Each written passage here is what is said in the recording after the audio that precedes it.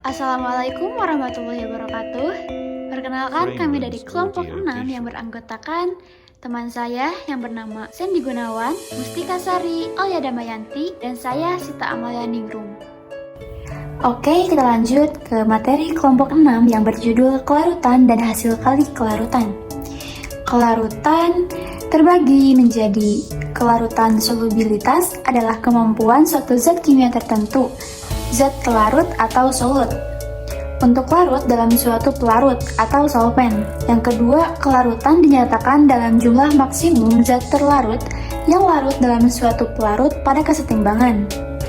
Yang ketiga, pelarut umumnya merupakan suatu cairan yang dapat berupa zat murni ataupun campuran.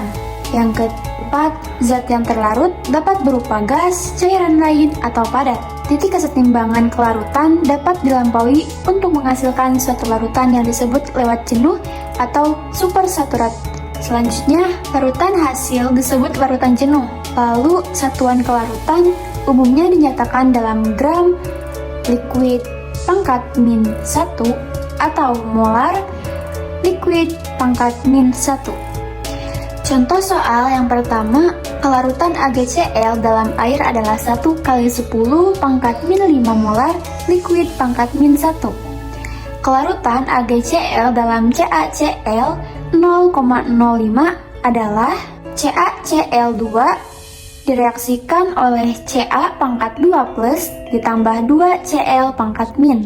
Lalu molarnya 0,05 molar, 0,05 molar, 2Cl 0,1 molar.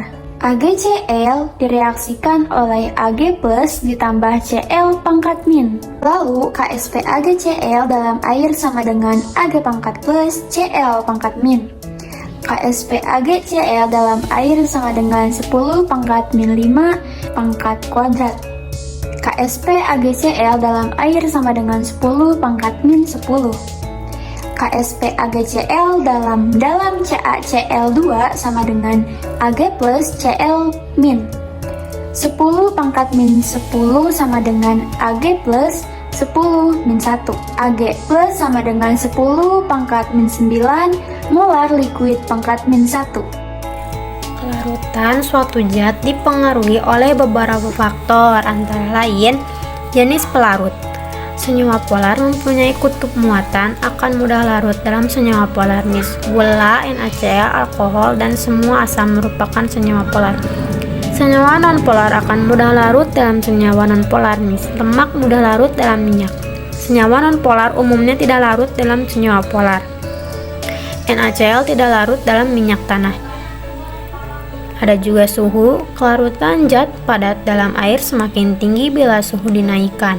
Adanya panas kalor, jarak antara molekul zat padat semakin renggang, kekuatan gaya antar molekul tersebut menjadi lemah, mudah terlepas oleh gaya tarik molekul-molekul air. Tetapan hasil kali kelarutan KSP.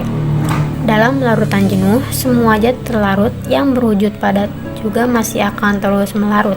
Namun, secara bersamaan juga ada zat terlarut yang telah larut berubah kembali menjadi padat dengan laju yang sama. Dengan kata lain, dalam larutan jenuh terdapat kesetimbangan dinamis zat terlarut yang padat dengan yang larut.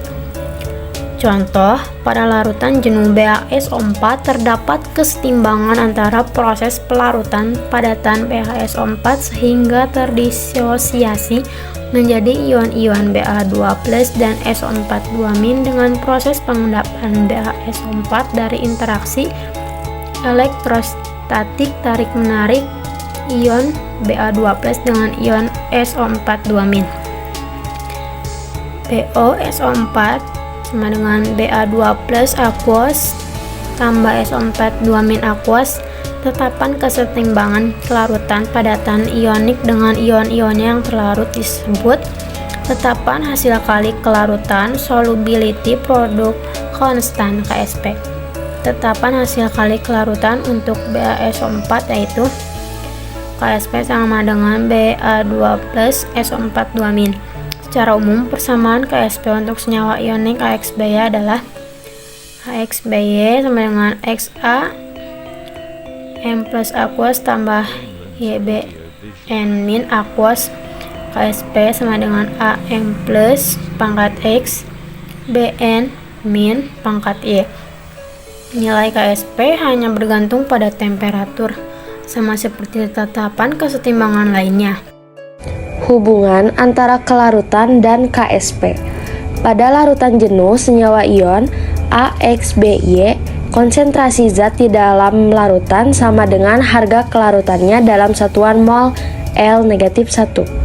Senyawa AXBY yang terlarut akan mengalami ionisasi dalam sistem kesetimbangan seperti pada contoh di bawah ini. Jika harga kelarutan dari senyawa AXBY sebesar Sm, maka di dalam reaksi kesetimbangan tersebut konsentrasi ion-ion dan ion sebagai berikut. Sehingga hasil kali kelarutannya atau KSP adalah konsentrasi ion senama sangat berpengaruh pada sifat kelarutan suatu zat. Penambahan ion senama bisa mengurangi kelarutan suatu zat. Artinya, semakin banyak ion senama di dalam larutan, zat-zat terlarut semakin sulit untuk larut. Jika demikian, pasti akan muncul banyak endapan. Mengapa demikian? Berdasarkan asas Le Chatelier, kesetimbangan akan bergeser ke arah zat yang ditambahkan. Dengan demikian, penambahan ion senama akan memicu banyaknya endapan. Perlu Kuiperian pahami bahwa penambahan ion senama tidak akan mengubah tetapan hasil kelarutan atau KSP selama tidak ada perubahan suhu. Hubungan antara KSP dan pH larutan. Nilai pH larutan basa dapat digunakan untuk menentukan nilai tetapan kelarutannya atau KSP. Hal itu berlaku untuk senyawa basa yang sulit larut di dalam air. Perhatikan reaksi berikut. Semakin besarnya nilai pH menunjukkan semakin banyak konsentrasi ion OH di dalam larutan tersebut. Asas Le Chatelier menyatakan bahwa kesetimbangan akan bergeser ke arah zat yang ditambahkan. Semakin besar nilai pH, semakin sulit larutan basa untuk larut karena endapan yang terbentuk semakin banyak. Dengan demikian, semakin besar pH, semakin kecil kelarutannya. Kelarutan Ag2CO4 dalam air adalah 10 pangkat min 4 M.